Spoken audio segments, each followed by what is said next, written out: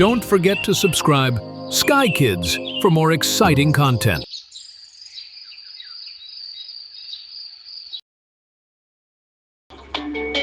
ஒரு அமைதியான நகரத்தில் குளிர்ந்த காலை நேரத்தில் 2 சிறிய பூனைக்குட்டிகள் ஒரு புதருக்குள் சுருண்டபடி உட்கார்ந்திருந்தன. அவை குளிரிலும் பசிக்குமாகவும் தனிமையாகவும் இருந்தன. ஒன்று சாம்பல் நிறம் வெள்ளை கால்கள் கொண்டது, மற்றொன்று புலியின் கோடுகள் போன்று ஆரஞ்சு நிறம் கொண்டது.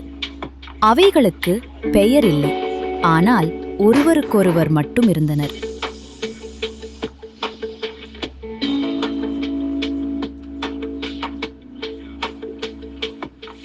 சாம்பல் பூனை அழுதது. கவலைப்படாதே என்று ஆரஞ்சு பூனை தாய்மொழியில் கூறியது. நாம் விரைவில் உதவியை காண்போம். சூரியன் எழுந்தபோது அவை புதரிலிருந்து வெளியே பார்த்தன. பலர் நடந்து சென்றனர், ஆனால் யாரும் அவைகளை கவனிக்கவில்லை.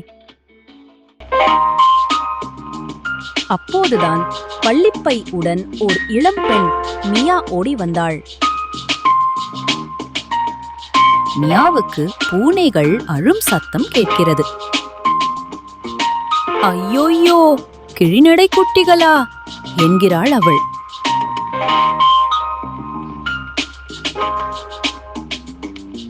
மியா வேகமாக ஓடிப்போய் அம்மாவிடம், ஒரு பிடவை தாருங்கள், அத்துடன் பாலும் கரைத்து வையுங்கள் என்று கூறிவிட்டு,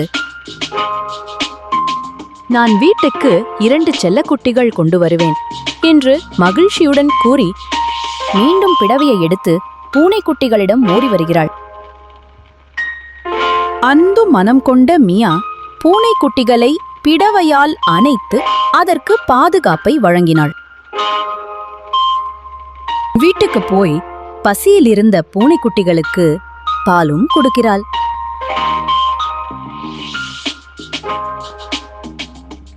மியா சாம்பல் பூனைக்கு ஸ்னோவி, ஆரஞ்சு பூனைக்கு டைகர் என பெயர் வைக்கிறாள். அவள் குடும்பத்துடன் சேர்ந்து ஒரு இடுக்கணற்ற மெத்தை கட்டி கொடுக்கின்றாள்.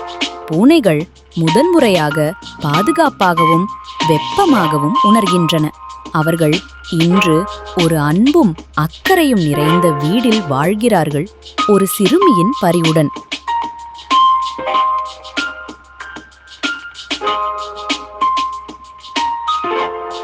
நாம் இந்த கதை மூலம் ஒரு சிறிய உதவியாலும் ஒருவருடைய வாழ்க்கையை முழுமையாக மாற்ற முடியும்.